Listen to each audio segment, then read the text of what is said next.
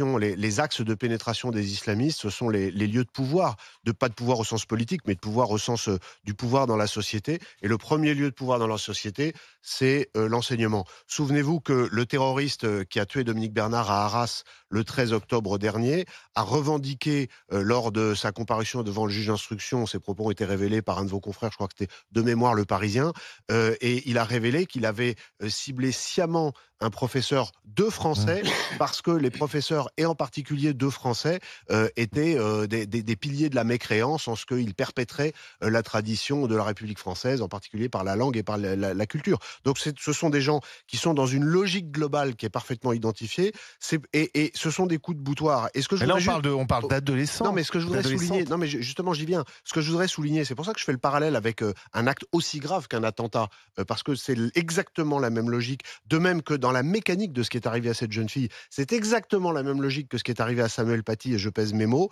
c'est-à-dire une identification d'un comportement supposé mécréant, une dénonciation sur les réseaux sociaux, un complot qui se met en place, des gens qui attendent, d'après ce qu'a dit la maman, une première tentative, ou en tout cas un premier projet en fin de semaine dernière. Donc tout le monde est au courant que ça va mal se passer.